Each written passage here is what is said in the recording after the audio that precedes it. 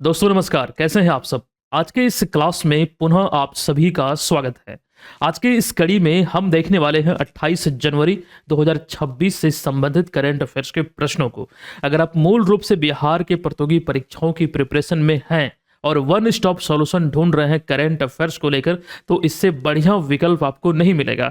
यहाँ पर बिहार राष्ट्रीय अंतर्राष्ट्रीय खबरों का संपूर्ण संकलन इस सीरीज के माध्यम से हम आपको प्रोवाइड करते हैं और तमाम जानकारी हमेशा की तरह मैं आपको विस्तृत तौर पर देता हूँ। तो आज वाले क्लास में भी हम तमाम चीजें डिटेल में देखेंगे, आपका कुछ भी नहीं छूटेगा।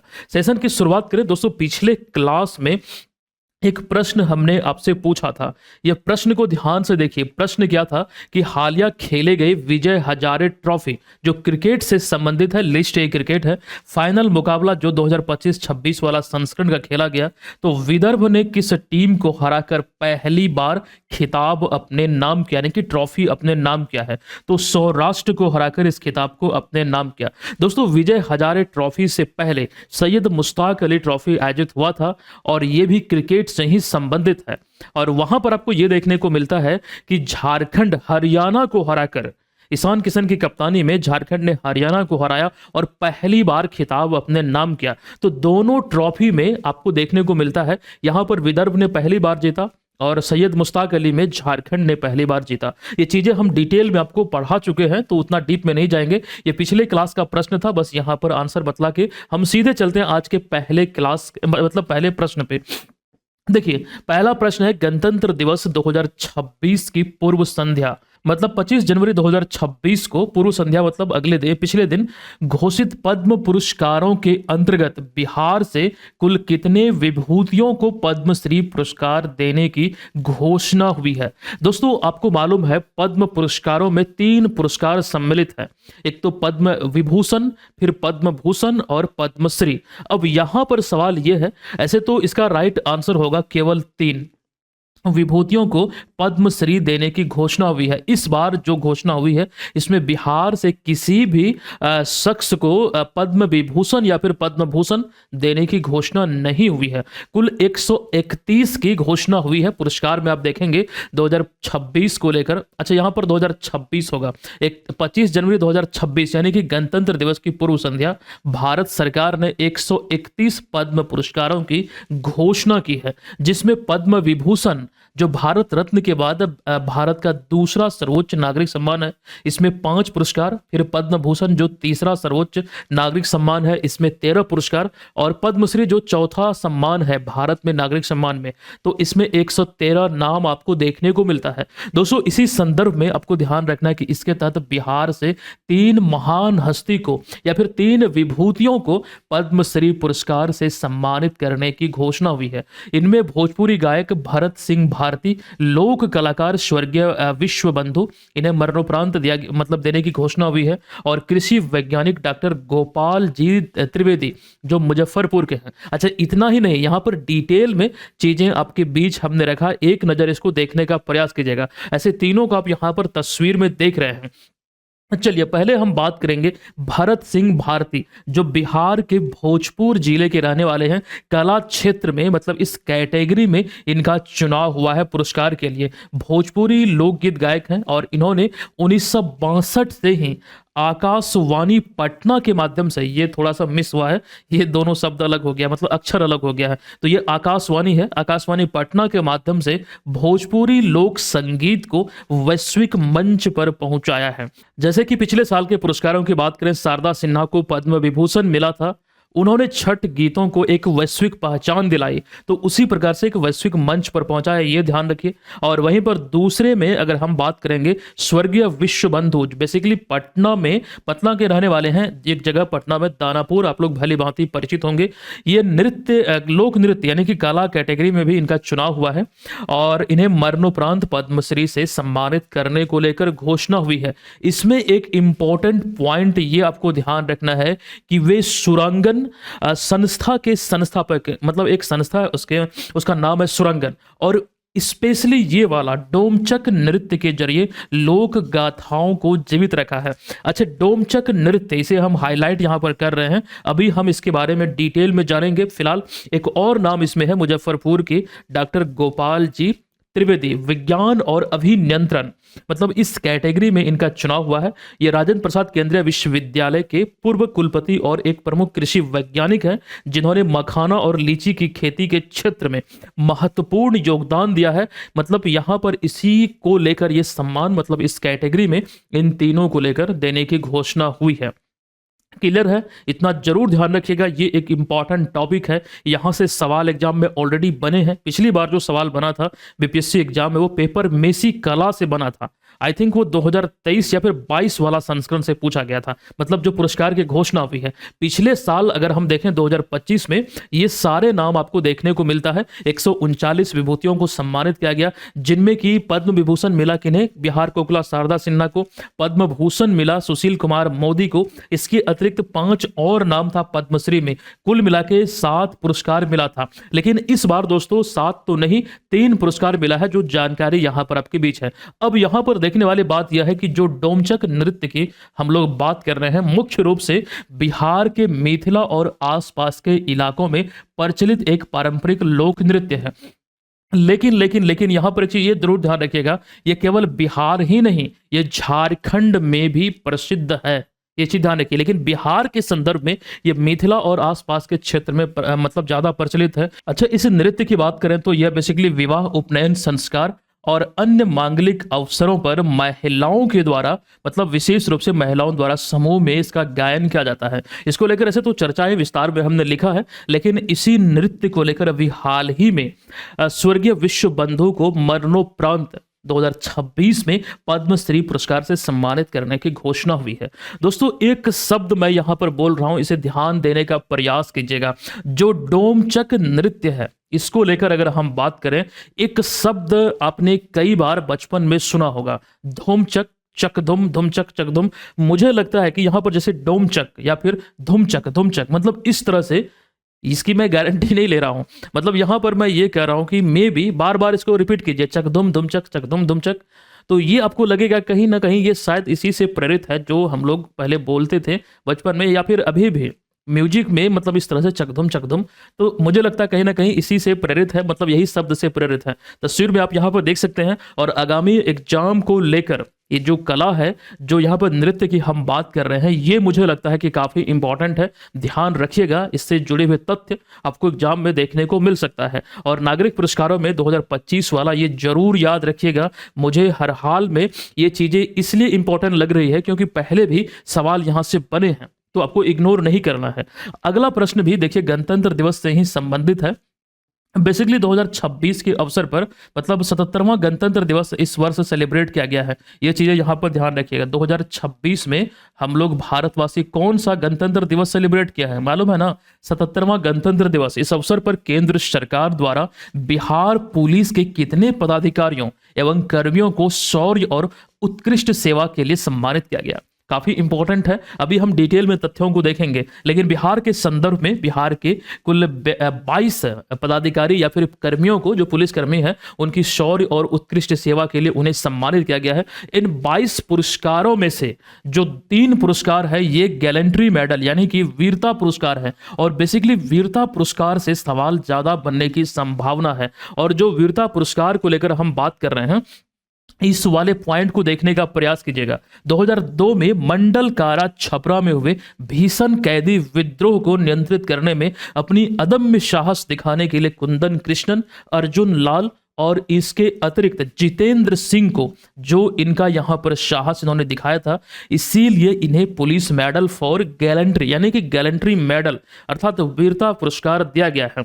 अब इसके अतिरिक्त 2 को विशिष्ट सेवा पदक और 17 को सराहनीय सेवा पदक से सम्मानित किया गया है। तो कुल मिला के बिहार के 22 बहादुर पदाधिकारी और कर्मी को सम्मानित किया गया। ऐसे तो देश भर के 982 पदाधिकारी और कर्मी, मतलब संयुक्त रूप से देखा जाए तो कुल इतने कर्मियों को सम्मानित किया गया है, जिनमें 125 को गैलेंट्री मेडल है, जो कि बेसिकली बहादुरी और साहस के लिए दिया जाता है।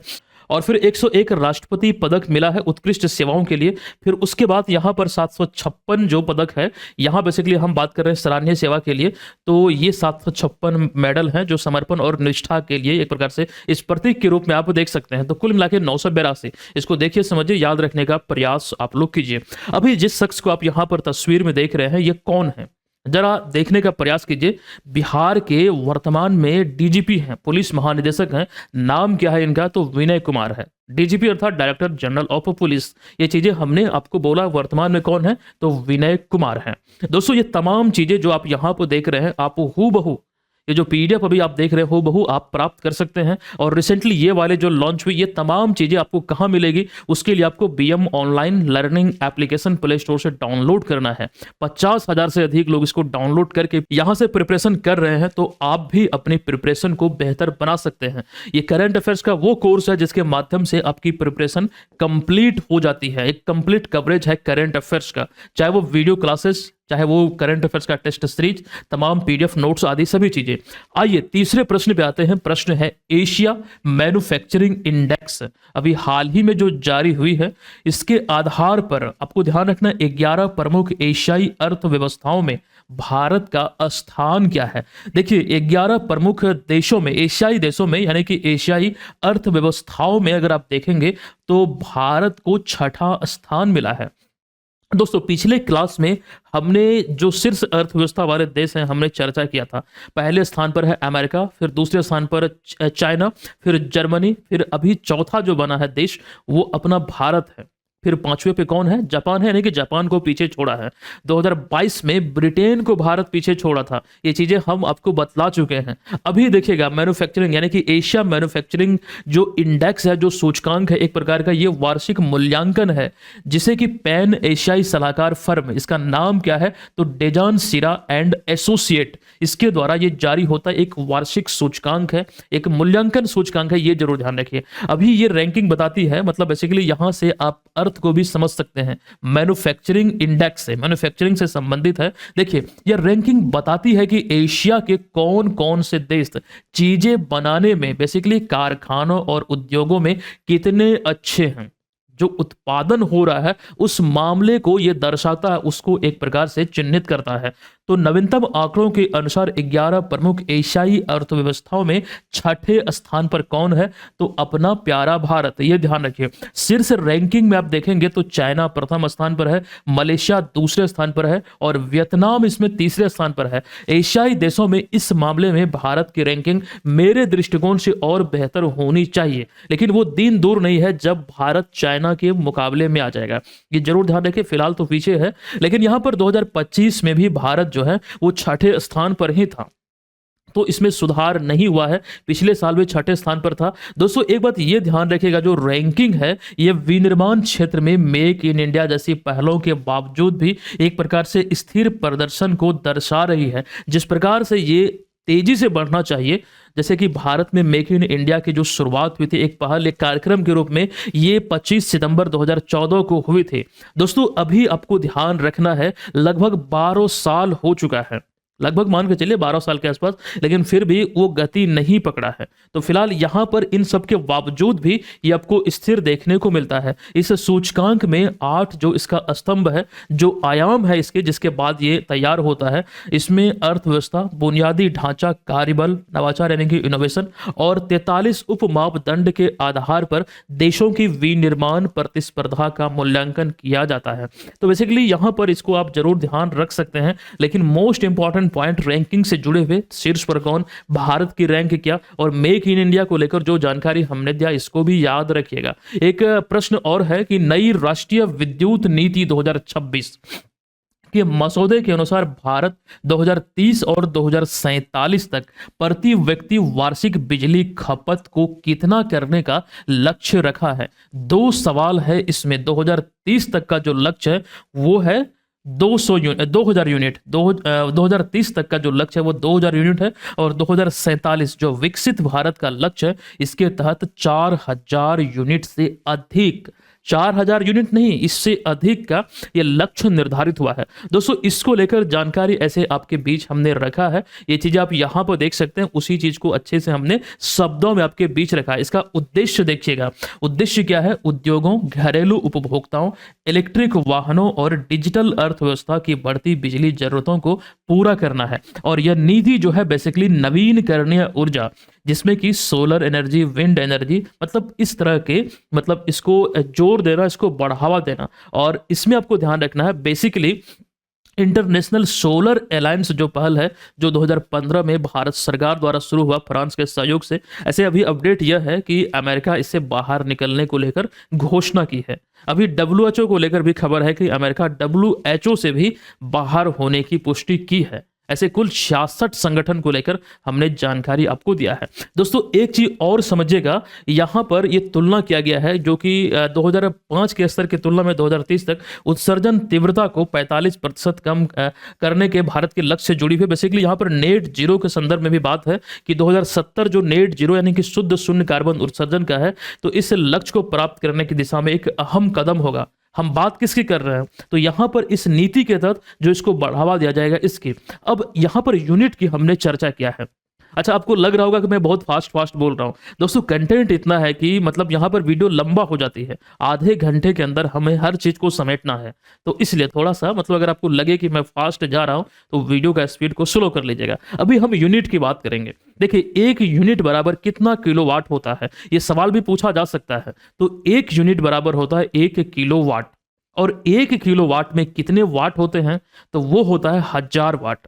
अब यहां पर एक सवाल और बनता है कि सर 746 वाट बराबर कितना एचपी होता है, तो 746 वाट बराबर होता है 1 एचपी, मतलब 1 हॉर्स पावर। ये सवाल ऐसे हैं जो कि आपको कई बार एग्जाम में पूछे गए हैं। ठीक है, इन तमाम चीजों को ध्यान रखिए। एक नवीनतम आंकड़ा जो सरकारी आधिकारिक आंकड़ा है वो हम आपको बतला रहे हैं। देखिए, वर्ष 2024 और 25 में प्रति व्यक्ति बिजली खपत 1460 किलोवाट प्रति घंटे थी। मतलब यहां पर औसतन बात किया जा रहा है। ठीक है, तो ये तमाम चीजों को जरूर याद आपको रखना है। अगला प्रश्न है कि हाल ही में किस केंद्र शासित प्रदेश ने स्ट्राइप्ड टाइगर बटरफ्लाई को अपनी राज्य तितली यानी कि स्टेट बटरफ्लाई घोषित किया है। यहां पर आपको ध्यान रखना है, केंद्र शासित प्रदेश में राइट आंसर होगा चंडीगढ़। भारत में कितने राज्य और कितने केंद्र शासित प्रदेश हैं, मालूम है ना, कई बार हमने चर्चा किया है। चलिए, 28 राज्य हैं, लेकिन केंद्र शासित प्रदेश कितने हैं ये हम आप पे छोड़ रहे हैं। देखते हैं कितने लोगों को मालूम है। बिल्कुल चीटिंग नहीं कीजिएगा, अच्छे से लिखिएगा। अच्छा, यहाँ पर जो तितली को घोषित किया गया स्टेट बटरफ्लाई के रूप में, मतलब यहाँ पर ये चीज आप देख सकते हैं। चलिए, उसके बाद हम यहाँ पर चलते हैं अगले प्रश्न पे। इसमें उतना डिटेल में जाने की जरूरत नहीं है, बस इतना ही इंपॉर्टेंट है। अब यहां पर देखिएगा, शानदार अंतरराष्ट्रीय करियर के बाद हाल ही में जनवरी 2026 में सेवानिवृत्ति की घोषणा करने वाले, यानी कि सेवानिवृत्ति अर्थात रिटायरमेंट की घोषणा करने वाली भारतीय बैडमिंटन खिलाड़ी निम्न में से कौन है। आप लोग जानते होंगे, आप विकल्पों को देखने के बाद समझ गए होंगे, राइट आंसर होगा साइना नेहवाल। विकल्प नंबर ए इस प्रश्न का राइट आंसर है। साइना नेहवाल को आप यहां पर देख सकते हैं, एक स्टार खिलाड़ी हैं। मतलब अभी हाल ही में इन्होंने संन्यास की तो घोषणा की है, लेकिन इनसे जुड़े हुए हम कुछ तथ्यों को देखेंगे। जो यहां पर देखिए, हमने पॉइंट में लिखा है कि साइना नेहवाल भारत की सबसे सफल और प्रतिष्ठित बैडमिंटन खिलाड़ियों में से एक है। कई सारे सम्मान इन्हें मिला है, वो चीजों को भी लेकर हम देखेंगे। पहले इसकी उपलब्धियों की बात करें तो 2022 लंदन ओलंपिक में ब्रॉन्ज मेडल जीतकर यह पदक हासिल करने वाली पहली भारतीय महिला बैडमिंटन खिलाड़ी बनी थी। यह गौरव इन्होंने हासिल किया था 2012 लंदन ओलंपिक में पहला पदक था, मतलब महिला वर्ग में, यह ध्यान रखिएगा। इसके अलावा 2015 में विश्व रैंकिंग में नंबर 1 स्थान हासिल करने वाली वह पहली भारतीय महिला बैडमिंटन खिलाड़ी भी रही थी। 2016 रियो ओलंपिक में महिला एकल बैडमिंटन स्पर्धा में इन्होंने रजत पदक यानी कि सिल्वर मेडल अपने नाम किया था। ये इनके करियर की कुछ उपलब्धियां हैं। ऐसे तो और भी कई सारे पुरस्कार इन्होंने जीता है, लेकिन यहां पर जो बड़े बड़े इवेंट हैं वैश्विक स्तर पे, उसकी बात हमने किया है। अभी हाल ही में जनवरी 2026 में इन्होंने बैडमिंटन से संन्यास की घोषणा की। देखिए, पिछली बार 2023 या 22 में खेली थी ये, लेकिन यहां पर एक चीज ध्यान आपको रखना पड़ेगा, लंबे समय से बीमार चल रही है और इन्होंने बयान दिया है कि अब ये खेलने में सक्षम नहीं है, तो संन्यास की भी घोषणा की है। अब सोशल मीडिया पे आप देखे होंगे कई सारे सेलिब्रिटी ने इसको लेकर बहुत मतलब चिंता जताई है, लेकिन फिर भी ये सवाल के रूप में ये आपके बीच है, ये ध्यान रखिए। अब इन्हें मिले पुरस्कारों की बात करें तो अर्जुन पुरस्कार इन्हें कब मिला था, तो 2009 में बैडमिंटन में उत्कृष्ट प्रदर्शन के लिए। राजीव गांधी खेल रत्न पुरस्कार पुरस्कार जिसे कि अब मेजर ध्यानचंद्र खेल रत्न पुरस्कार कहा जाता है, ये सर्वोच्च खेल सम्मान इन्हें 2010 में मिला था। फिर 2010 में ही पद्मश्री और 2016 में इन्हें पद्म भूषण मिला, जो तीसरा सर्वोच्च सम्मान है, और पद्मश्री तो चौथा। भी वीडियो के स्टार्टिंग में भी हम देख रहे थे। तो ये चीजें आपको ध्यान रखना पड़ेगा। दोस्तों बैडमिंटन की बात हो रही है तो एक अति महत्वपूर्ण जानकारी इसके बाद हम देंगे। फिलहाल इसकी हम चर्चा कर लें। ये भी एक सवाल ही बनेगा यहां से कि पीवी सिंधु जो कि 2 बार की ओलंपिक पदक विजेता है, इसे अभी हाल में BWF यानी कि badminton world federation athlete commission की चेयरपर्सन के रूप में नियुक्त किया गया है। उनकी जो नियुक्ति है 26 से 29 के कार्यकाल के लिए हुआ है। और इसके अतिरिक्त जो उपाध्यक्ष बनाया गया है ये नीदरलैंड के डोबेरा जिल को, यानी कि अध्यक्ष पीवी सिंधु को और उपाध्यक्ष नीदरलैंड के डोबेरा जिल को बनाया गया है। दोस्तों पीवी सिंधु के बारे में ये सारी जानकारी है, लेकिन पीवी सिंधु यहाँ पर हमारा टॉपिक नहीं। आप चाहें तो उसको देख सकते हैं। हमारा टॉपिक यहाँ पर है ये बैडमिंटन वर्ल्ड फेडरेशन, बैडमिंटन की चर्चा हुई है। आइए एक जानकारी हम आपको दें जो इंपॉर्टेंट है। यहाँ पर वो तमाम चीजें आपके बीच रखी गई है। इसका मैं कलर चेंज कर लेता हूँ ताकि मैं अच्छे से आपको बता पाऊँ। देखिए बैडमिंटन वर्ल्ड फेडरेशन की अभी हालिया घोषणा के अनुसार नई दिल्ली अगस्त 2026 में BWF यानी कि बैडमिंटन वर्ल्ड फेडरेशन विश्व चैंपियनशिप की 23वें संस्करण की मेजबानी करेगा। ये सवाल इंपॉर्टेंट है, लेकिन इसके अतिरिक्त भी ये जो आयोजन है भारत में 17 साल के बाद होगा। पिछली बार भारत में इसका आयोजन 2009 में हैदराबाद में हुआ था। अब यहां पर एशिया के दृष्टिकोण से देखेंगे तो एशिया में 8 साल बाद होगा। पिछली बार एशिया में 2018 में चाइना में इसका आयोजन हुआ था। तो ये अभी आपको ध्यान रखना है। पहली बार 2009 में भारत ने इसकी मेजबानी हैदराबाद में किया, अतः 2026 में अगस्त में जो ये चैंपियनशिप आयोजित होगा ये दूसरी बार होगा जब भारत इसकी मेजबानी करेगा। वो चीजें यहां पर आप देख रहे हैं। क्लियर है? तमाम चीजें इसी प्रकार से आप याद रखिएगा। ये बैडमिंटन से संबंधित वैसे सवाल हैं जो विभिन्न एग्जाम में पूछे गए हैं। आप लोग इसका स्क्रीनशॉट ले सकते हैं या फिर इसको थोड़ा सा वीडियो को पॉज करके ये पढ़ लीजिए किस प्रकार के सवाल पूछे जाते हैं। यहाँ पर 1-2 पॉइंट चलिए हम आपको बता देते हैं। जैसे थॉमस कप और उबेर कप जो संबंधित है ये संबंधित है बैडमिंटन से, लेकिन केवल इतना ही ध्यान नहीं रखना है बल्कि यहाँ पर आपको ये ध्यान रखना है थॉमस कप जो संबंधित है ये पुरुष बैडमिंटन टीम से संबंधित है, उबेर कप महिला बैडमिंटन टीम से। दोस्तों भारत ने पहली बार थॉमस कप कब जीता था? तो 2022 में। ये चीजें हमने कई बार ऐसे थॉमस कप को लेकर चर्चा किया है। आप जो देख रहे हैं इसको एक बार अच्छे से पढ़िए। फिलहाल हम इसे स्किप कर रहे हैं, हम चलते हैं अगले प्रश्न पे। देखिए ये सवाल काफी इंपॉर्टेंट है। ये सवाल जो आप यहां पर देख रहे हैं सवाल है ऑपरेशन आर्कटिक एंडोरेंस किस देश के नेतृत्व में और किस क्षेत्र में आयोजित किया जा रहा एक सैन्य अभ्यास है।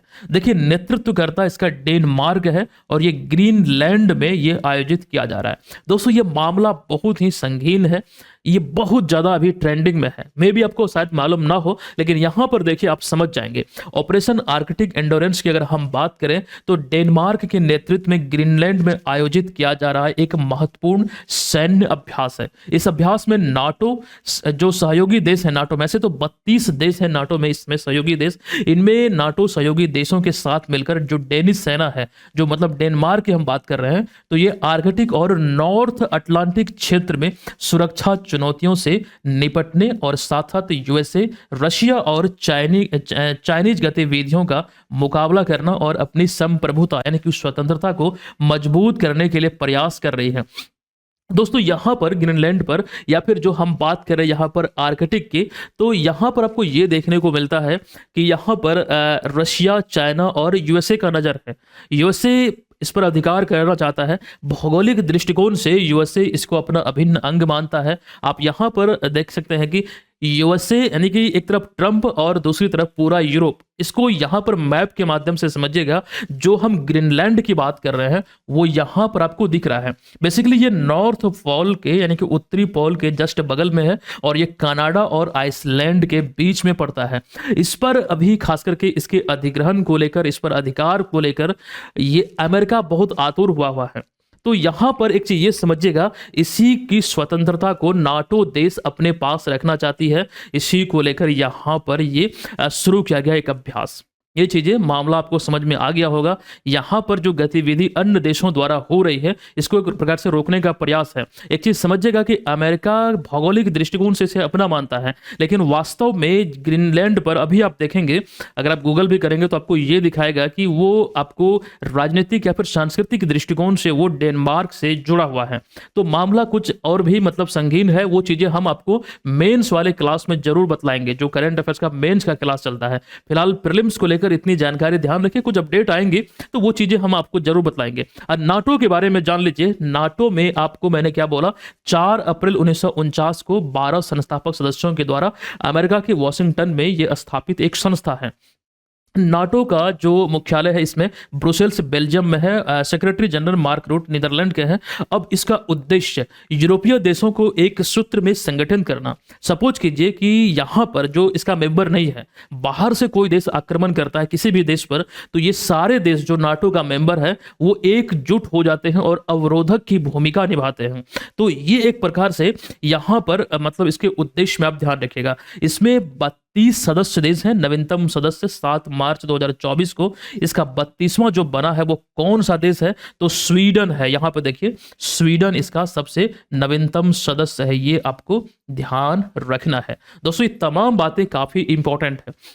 एक सवाल हमने आपको कुछ दिन पहले, सवाल क्या, कुछ इंफॉर्मेशन हमने आपको दिया था। अगर आप मुस्लिम कंट्री में बात करेंगे तो सबसे ताकतवर जो है, अगर आप देखेंगे ओवरऑल, तो नाटो का मेंबर होने के नाते तुर्की जो है वो सबसे ताकतवर है। हालांकि परमाणु हथियार के दृष्टिकोण से वो कौन सा देश है, तो वहां पर आपको देखने को मिल जाएगा पाकिस्तान। अगर नवीनतम सैन्य उपकरण एडवांस, अगर आप बात करेंगे एडवांस टाइप के मिसाइल या फिर बहुत सारे जो उपकरण है, जो सैन्य उपकरण की हम बात कर रहे हैं, तो उस मामले में इस समय सऊदी अरब आगे है। और सऊदी अरब ने तो एक सबसे बड़ा रक्षा समझौता अमेरिका के इतिहास का अमेरिका के साथ किया है। तो ये चीजें इंपॉर्टेंट हो जाती है। अगला सवाल, किस राज्य सरकार ने 21 जनवरी 2026 से जो तंबाकू से संबंधित उत्पाद है, जैसे गुटखा, पान मसाला, खैनी, जर्दा सहित सभी निकोटिन युक्त उत्पादों के निर्माण, देखिए यहां पर निर्माण, भंडारण, बिक्री और साथ ही साथ वितरण पर पूर्ण प्रतिबंध लगाया है।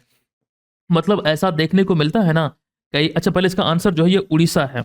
देखिए कई बार आपने गुरुओं के मुख से सुना होगा कि जैसे कि कई धर्म में मांस मछली का सेवन करना उसे एक प्रकार से पाप समझा जाता है। मैं एक उदाहरण देकर आपको समझा रहा हूं। तो उसमें जो बेच रहा है, जो काट रहा है, जो खा रहा है, जो ला रहा है, जो पका रहा है, जो परोस रहा है, ये सभी को मतलब इसकी संज्ञा दी जाती है कि वो पापी है। उसी प्रकार से यहाँ पर केवल इसका बिक्री पर रोक नहीं लगाया। कई राज्य ऐसे करते हैं कि बिक्री पर प्रतिबंध लगाते हैं। बिक्री पर प्रतिबंध लगाने से क्या होगा, आप प्रोडक्शन पर ही प्रतिबंध लगाइए। तो यहाँ पर निर्माण, भंडारण, बिक्री, वितरण सभी पर पूर्ण प्रतिबंध लगा दिया है। और इसका रीजन तो आप समझ ही रहे हैं कि इसका पीछे रीजन क्या है, वो चीजें बतलाने की जरूरत नहीं है। ठीक है, इतना क्लियर है। अब आइए यहाँ पर अगले प्रश्न पे। केंद्रीय मंत्रिमंडल ने अटल पेंशन को निम्न में से किस वित्तीय वर्ष तक विस्तारित किया है? तो 2030-31 जो फाइनेंशियल ईयर है इस तक विस्तारित किया है। इसी को लेकर ये जानकारी है। इस श्रमिकों और खास करके वृद्ध आदि को लेकर ये एक नियमित पेंशन प्रदान करने को लेकर इसकी शुरुआत हुई थी। शुरुआत कब हुई थी? 1 जून 2015 में 15-16 के बजट में इसकी घोषणा हुई थी। दोस्तों अभी हाल ही में से विस्तारित किया गया वित्तीय वर्ष 30-31 के लिए। यहाँ पर उतना जानकारी हम नहीं देने वाले हैं, बस इतना ध्यान रखिए इस अवधि तक के लिए इसे विस्तारित किया गया है। अटल पेंशन योजना की हम बात कर रहे हैं। दोस्तों यही वो कोर्स है बीपीएससी मेंस का। अगर आप बीपीएससी प्रीलिम्स और मेंस दोनों एग्जाम को टारगेट करते हुए प्रिपरेशन कर रहे हैं, तो इस स्थिति में आपको ये वाले कोर्स को ज्वाइन करना चाहिए। प्रीलिम्स और मेंस दोनों का प्रिपरेशन यहां से अच्छे से होगा। इसमें मेंस का जो मटेरियल है वो आपको बायलिंगुअल मिलेगा। काफी लोग इसको ज्वाइन कर रहे हैं, तो आप भी इसको ज्वाइन कीजिए। तमाम जानकारी यहां से सुनियोजित वे में आपकी होगी। ऐसा कोर्स, एकदम टारगेटेड कोर्स आपको नहीं मिलेगा। चलिए, यहाँ पर ये तमाम जो लेक्चर हैं वो आपको हमने प्रोवाइड किए हैं। बहुत सारे अपकमिंग हैं और बहुत सारे आपको प्रोवाइड किए जा चुके हैं, जो हॉट टॉपिक होते हैं, जो इंपॉर्टेंट होते हैं। अच्छा, विशेष रूप से ये सिर्फ उन्हीं के लिए है जो बीपीएससी मेंस या फिर यूपीएससी मेंस या फिर किसी अन्य स्टेट पीसीएस एग्जाम की प्रिपरेशन में लगे हैं, मुख्य परीक्षा की हम बात कर रहे हैं, तो वो इसे ज्वाइन कर सकते हैं। चलिए, अगला प्रश्न है कि शांति, निरस्त्रीकरण और विकास, ध्यान दीजिएगा, शांति, निरस्त्रीकरण और विकास के लिए प्रदान किया जाने वाला इंदिरा गांधी पुरस्कार 2025 के लिए निम्नलिखित में से किसे चुना गया है? इनका नाम क्या है? मोजाम्बिक के हैं ग्राका माचेल। विकल्प नंबर बी इस प्रश्न का यहां पर राइट आंसर हो जाएगा। ग्राका माचेल को आप यहां पर तस्वीर में देख सकते हैं। अभी हाल ही में इन्हें शांति, निरस्त्रीकरण और विकास के क्षेत्र में उत्कृष्ट योगदान के लिए यह सम्मान दिया गया है। अब एक चीज यहां पर आप दोस्तों ध्यान रखिएगा, जैसे कि कई लोग ये निरस्त्रीकरण का अर्थ नहीं समझते हैं। शांति तो आप समझ रहे हैं ना, शांति। अब निरस्त्रीकरण, इसमें एक कंफ्यूजन होता है। एक होता है निरस्त्रीकरण यानी कि रद्द करना, रिजेक्ट करना। निरस्ती अलग है और निरस्त्री अलग है। निरस्त्रीकरण का जो इंग्लिश में होता है डिसआर्मेंट होता है, यानी कि जो खास करके युद्धक वाली सामग्री है उस पर, उसके उत्पादन पर, उसके भंडारण पर रोक लगाना एक प्रकार से देशों के बीच शांति सुरक्षा को एक प्रकार से मध्य नजर में रखा जाता है। मतलब यहां पर रक्षा संबंधित जितने भी आप बोल सकते हैं शस्त्र है, जो भी चीजें हैं उसको कम करना। तो ये एक प्रकार से आप इसको परिभाषित कर सकते हैं। तो इसी में इनका उत्कृष्ट कार्य को लेकर भी इन्हें सम्मान दिया गया है। इस पुरस्कार की शुरुआत हुई थी 1986 में, ये ध्यान रखिए, 1986 में। दोस्तों इंदिरा गांधी के नाम से ये पुरस्कार है। इंदिरा गांधी भारत की प्रथम महिला प्रधानमंत्री थी। 31 अक्टूबर 1984 को, तारीख 31 अक्टूबर बुधवार दिन 1984 को इनका मतलब इनकी हत्या हुई थी। इनके 2 बॉडीगार्ड ने ही इन पर गोलियां चलाई थी। अब इसके रीजन में हम नहीं जाएंगे कि कारण क्या था, बस इतना ध्यान रखिए इनकी हत्या की गई थी।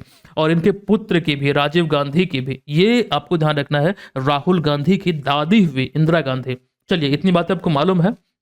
अब यहां पर देखिएगा चॉलिस ऑफ एम्ब्रोसिया, ये थोड़ा सा यहां पर जो लिखा गया है इसको ध्यान रखिएगा। चॉलिस ऑफ एम्ब्रोसिया, राम जन्मभूमि चुनौती और प्रतिक्रिया नामक पुस्तक के लेखक निम्न में से कौन है? यह पुस्तक अभी हाल ही में लिखी गई है, इसका विमोचन हुआ है। सुरेंद्र कुमार पचौरी इसका राइट आंसर हो जाएगा। विकल्प नंबर डी, पुस्तक के कवर पेज को आप यहां पर देख सकते हैं, राम मंदिर को इसमें दर्शाया गया है। दोस्तों अभी हाल ही में इस पुस्तक का विमोचन 20 जनवरी 2026 को नए उपराष्ट्रपति सीपी राधाकृष्णन द्वारा किया गया है। अब ये जो पुस्तक अभी हाल ही में लॉन्च किया गया है, ये समकालीन विषय पर आधारित है। आई होप कि आप समकालीन का अर्थ समझ रहे हैं। दोस्तों ये पुस्तक राम जन्मभूमि आंदोलन से जुड़े ऐतिहासिक संघर्ष, चुनौती, सामाजिक और वैचारिक पहलुओं का एकदम विस्तार में विश्लेषण करता है। आप ये बोल सकते हैं कि ये इसकी विषय वस्तु है। और इस पुस्तक के लेखक कौन है? तो सुरेंद्र कुमार पचौरी हैं। ये जरूर ध्यान रख लीजिएगा। चलिए अगले प्रश्न पे जाने से पहले बीपीएससी एडीओ का टेस्ट सीरीज आप लोगों ने ज्वाइन किया है या फिर नहीं किया है? ये देखिए फी एकदम कम है, 99 रुपये में कंप्लीट कवरेज आपको मिलेगा। तकरीबन 200 से अधिक टेस्ट पेपर आपको मिलेगा। तैयारी का सही आंकलन यहां से होगा, आप लोग ज्वाइन कर लीजिए। अभी एक और प्रश्न देख लीजिए कि राज्य सरकार ने हाल ही में राज्य के दूर दराज सीमावर्ती गांव में स्वास्थ्य सेवाएं यानी कि हेल्थ केयर और चिकित्सा सुविधाएं बेहतर करने के लिए भारत तिब्बत सीमा पुलिस यानी कि आईटीबीपी के साथ मिलकर स्वस्थ सीमा अभियान यानी कि हेल्दी बॉर्डर कैंपेन शुरू किया है।